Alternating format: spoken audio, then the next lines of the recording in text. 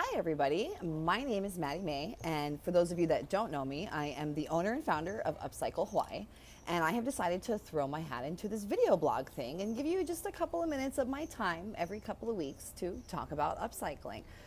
Full disclosure, this is a little bit vulnerable for me. I do not come from a photogenic family, and I do not like to make myself up and put on makeup, so please bear with the all-naturalness of my video blog. So anyway, today I'm going to talk a little bit about plastics. We all know about plastic, but how much do we really know about it, and what can we do with it? My favorite plastics are actually low-density polyethylene.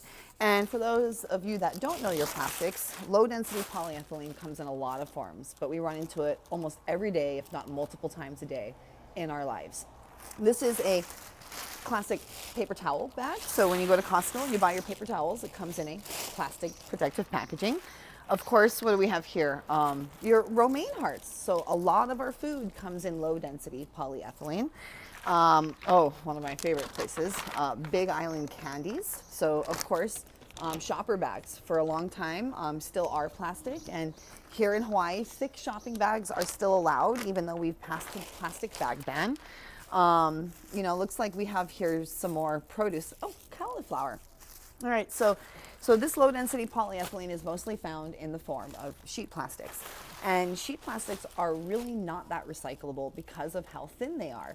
The thinness of them allows them to gum up the works of most material resource facilities that sort out materials for doing recycling, such like plastics. And so they don't even want to get these into their system in the first place. And believe it or not, I believe it's less than 5% and perhaps less than 1%. I'd need to double check my sources of all low density polyethylene sheet plastics ever produced have been recycled. So that's to say, not a whole lot. Now here at Upcycle Hawaii, we believe in upcycling. And what differs upcycling from recycling is taking something like one of these bottle caps you see behind me here and turning them back into the same thing, into another bottle cap. Water bottle to water bottle. I can't think of any other good examples off the top of my head, but that is recycling. And every time you recycle, of course, you lose a little bit of integrity, you lose a little bit of initial material, and you need to use these resources such as water and electricity in order to create that material again. So recycling is really considered downcycling because we're losing a little bit of value in that original product. And there's a reason that the R's go refuse, reduce, reuse, recycle, because those are the order of importance in which they'll have the greatest impact. So refusing is the best thing we can do. Reducing, much better, or not quite as good as refusing. And then we have reusing and then recycling. So recycling has the least beneficial impact when it comes to the environment and resource reduction. So here at Upcycling, we like to upcycle. And what is upcycling? Well, upcycling is actually taking something of a value and turning it into something that has a greater value. And so I just want to show you a couple of examples why today. Or how today, not why. So recently I got a donation, and I believe the source of this donation is perhaps an elderly folks or some sort of a care home here on island. Because one of the things that I was seeing a lot of were, believe it or not, you guys, these adult diaper packaging. So just like the paper towel and paper products, all of these paper products come in packages, and these bags are really weird. They have a funky shape. They've got weird colors. They are, however, low density polyethylene. And so fortunately, I got my hands on a whole lot of these bad boys. And what I do is actually have a few different processes, but when I get cool colored plastics like these, I like to shred them down. And I create a fine shredded plastic. And so I'll show you a couple examples of that here. And I just use my rotary cutters and some good old muscle, nice upper body workout, and I create this shredded plastic. And when I first started fusing plastic, I was doing everything by hand using an iron.